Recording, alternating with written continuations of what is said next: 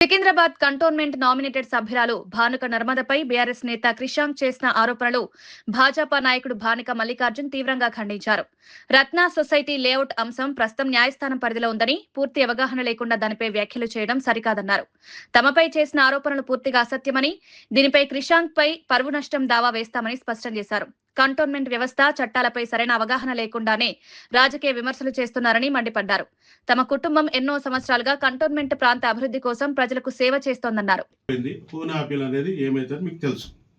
ఆ తర్వాత 2015లో ఎలక్షన్స్ వచ్చినాయి. ఎలక్షన్స్ వచ్చిన తర్వాత కంటోన్మెంట్ బోర్డుకు 2015లో నేనే స్వయంగా పోటీ చేసిన. మళ్ళీ ఆ రోజు 34 యాక్ట్ రాలేదు, సెక్షన్ రాలేదు. నేనే మళ్ళా డిస్క్వాలిఫై చేయొచ్చు కదా. మళ్ళీ కంటోన్మెంట్ బోర్డు నీ బుక్ పట్టుకుని 34 సెక్షన్ చూపెడుతున్నా కదా. నేను పోటీ చేసిన, నాకు 3200 ఓట్లు వచ్చినాయి. మళ్ళీ ఆ రోజు ఏం లేదు 2015లో. ఆ తర్వాత కంటోన్మెంట్ బోర్డు తర్వాత బోర్డు రద్దయిన తర్వాత నామినేటెడ్ వ్యవస్థ నడుస్తూ ఉంది.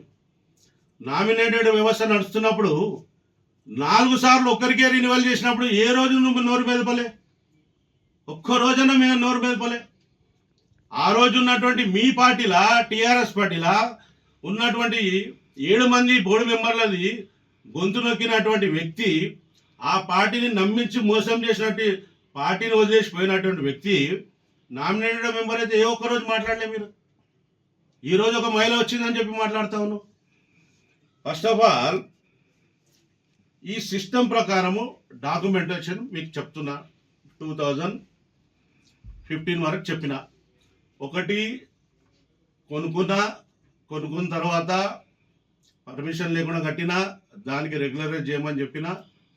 అది 11 ఏళ్ళ తర్వాత పూనాలో కొట్టేయడం జరిగింది. మళ్ళీ నోటీస్ ఇవ్వడం జరిగింది.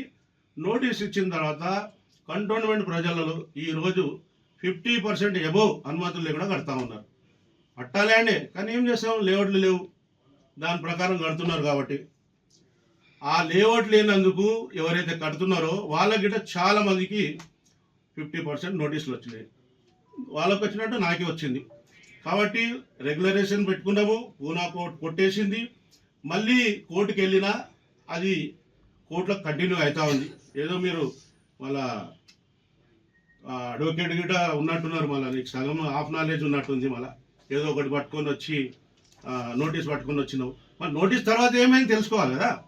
నోటీస్ తర్వాత ఏమైందని తెలుసుకోవాలి కదా. నోటీస్ తర్వాత ఏమొస్తుంది, కోర్టుకు వెళ్తారు. ఎవరైనా కోర్టుకు వెళ్తే కోర్టు వాళ్ళకి స్టే ఇస్తుంది. ఆ న్యాయస్థానం మీద మాకు నమ్మకం ఉంది. రేపు కొత్త ఎఫ్ఎస్ఏ కనుక వస్తే దాంట్లో ఎలిజిబిలిటీ